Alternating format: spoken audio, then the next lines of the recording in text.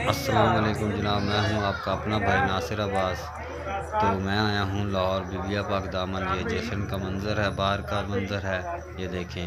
बाकी अंदर का मंज़र भी मैं आपको दिखाता हूं, तो आप चलते समय